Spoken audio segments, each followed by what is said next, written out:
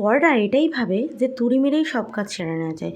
তো আজকে আমি তুড়ি মেরেই সব কাজ সামলে নিয়েছি। তো তারপর এক এক করে জানলাটাও খুলে বিছানার চাদরটাও আমি তাড়াতাড়ি করে পরিষ্কার করে নিলাম, কারণ দিনটা ছিল বরের জন্মদিন।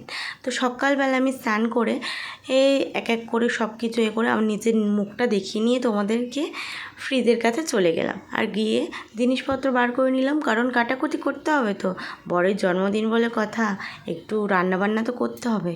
তো ওই জন্য এক এক করে সব কিছু তুড়ি মেরে কেটে একেবারে কড়াই তুড়ি মেরে সব কিছু বসিয়ে দিয়েছি। তো দেখো গাজর বিনস সব এক এক করে ভেজে নিয়েছি, তারপর মাংসের আলুটাও ভেজে নিয়েছি, তারপর মাংসও ম্যারিনেট হয়ে গেছে। এক এক করে সব কিছু করে নিয়ে এখানে ভাতটা বসিয়ে আমি তাড়াতাড়ি করে সন্ধে দিয়ে নিয়েছিলাম। তো সন্ধে দেওয়ার পরে চলে গেছিলাম আমাদের এখানে চাম্পাটিতে। তো চাম্পাটিতে গেছিলাম কেননা কেক কিনতে, কারণ জন্মদিন কেক তো লাগবেই। তো কেকটা কিনতে যাব, এত দূর গাড়িটা রাখতে হয়েছে কারণ সামনে এত বাইক ছিল। তো ওটা পিছনে রেখে আমরা তারপর হাঁটতে হাঁটতে গেলাম সামনে কেকের দোকানে। তারপর কেকগুলো দেখেও নিচ্ছিলাম, যেহেতু বাড়িতে বেশি লোক নেই, আমরা মাত্র 5 জন, তাই জন্য ছোট্ট থেকেই কেকটা নিয়েছিলাম ওর পছন্দ মতো। তো দেখো, আর আমার বরের নামটাও লিখে দিয়েছিল। তো তারপর ও তো খেলা দেখছিল, আমি বললাম কেকটা তো এবার কেটে নাও।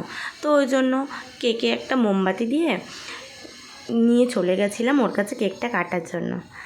তারপরে ও কেকটা কেটে নিল।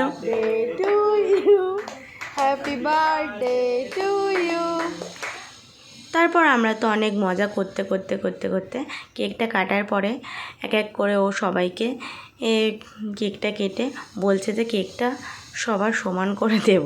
তাই জন্য কেকটা কাটতে কাটতে ও প্রথমে বাবার দিল, তারপর এক এক করে সবাইকে দিল। তারপর তো কেকটা কিন্তু খুব টেস্টি ছিল। যাই হোক, তারপর তো আমার পালা, আমি তো কেকটা একটু বেশি করেই খেয়ে নিয়েছি, কারণ কেক আমার ভীষণ ভালো লাগে। তো তারপর এক এক করে মাও খাইয়ে দিল। তো তারপর আমি ভাবলাম যে মা খাবো, তো কেকটাতে একদম ক্রিম ছিল না, ওই কারণে চকলেটটাই একটুখানি দুগালে দিয়ে দিচ্ছিলাম। তো আর এই জায়গাটায় তো অনেক হাসি ঠাট্টা হচ্ছিলো। তারপর তো দেখো, ওই কেকটাকে আমরা 5 টুকরো করেছিলাম, কারণ আমার বাড়িতে তো মাত্র 5 জন, ওই জন্য কেকের সাইজটা একটু বড় বড় ছিল। তো সবাই খাচ্ছিলাম। তো আমি ভাবলাম আমি তো অনেকদিন অনেকক্ষণ আমি মুখটা দেখাচ্ছি না, তো এই জন্য একটু মুখটা দেখিয়ে দিলাম।